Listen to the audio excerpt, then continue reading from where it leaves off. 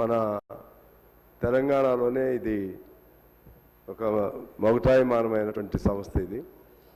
ఈ సంస్థ ఇవాళ ప్రమాదకర పరిస్థితుల్లో ఉంది అనేది నేను మొన్న కూడా చెప్పాను. ఎందుకంటే అక్కడ కార్మికులు తమ ప్రాణాలను కూడా లెక్క చేయకుండా అండర్ గ్రౌండ్లోకి వెళ్ళి ఉత్పత్తులు తీస్తూ ఉంటారు.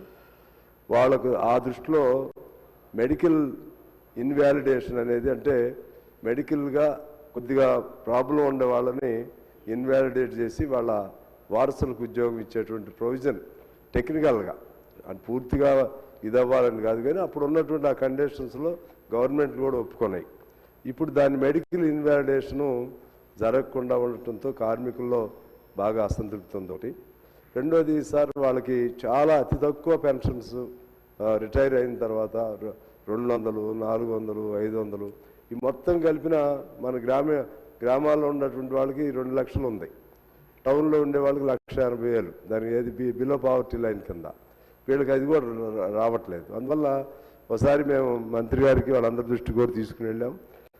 దాన్ని వీళ్ళకి కూడా మొత్తం సంవత్సరాలు లెక్కేస్తే 1,00,000 లోపు వచ్చింది అనుకోండి, వాళ్ళకు కూడా ఆ బెనిఫిట్ ఇవ్వాలి. ఏంటి పెన్షన్ కానీ రేషన్ కార్డు కానీ వాళ్ళని పేదవాళ్ళ కింద చూడాలి. అది ఒకటి రెండో అంశంగా చూడమని కోరుతున్నాను. తర్వాత వాళ్ళ దగ్గర ఖాళీ ఆ మైన్స్ ఏరియాల్లో ఖాళీ స్థలాలు ఉంటే అక్కడ వాళ్ళకి పర్మిషన్ ఇవ్వట్లేదు ఇళ్ళు కట్టుకోవడానికి.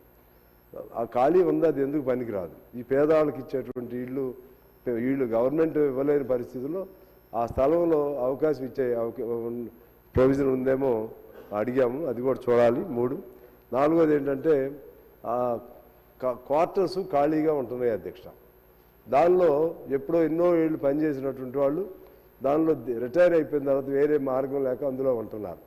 వాళ్ళని చీటికి మాటికి తొలగించడానికి ప్రయత్నం చేస్తున్నారు. వాళ్ళకు ప్రత్యామ్నాయం చూపెట్టి తొలగిస్తే బాగుంటుంది. అలా కాకుండా, ఎందుకంటే సంస్థకి మొత్తం లాభాలు తీసుకొచ్చింది, కష్టాలు పడింది వాళ్ళ సంక్షేమం పట్టించుకోకుండా దిగిపోయిన వెంటనే ఎద్దు చచ్చిపోయింది బయట పడేసింది అనే పద్ధతుల్లో కాకుండా దాని మీద అత్యంత శ్రద్ధ పెట్టి ఆ సంస్థను, ప్రభుత్వ రంగ సంస్థ, దాన్ని కాపాడుకోవాలి.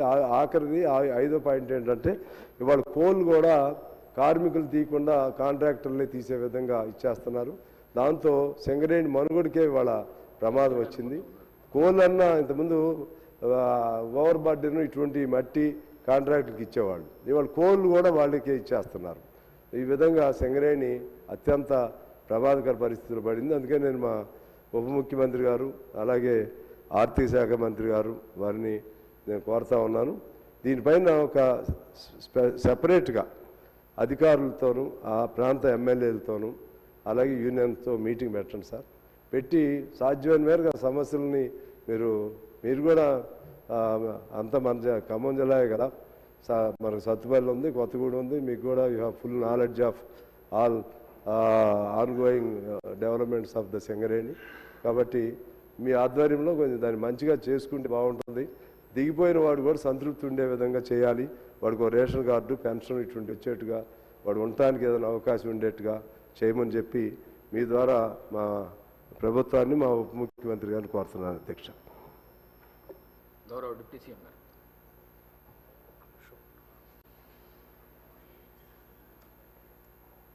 అధ్యక్ష, ఈ ధన్యవాదాలు. చాలామంది సభ్యులు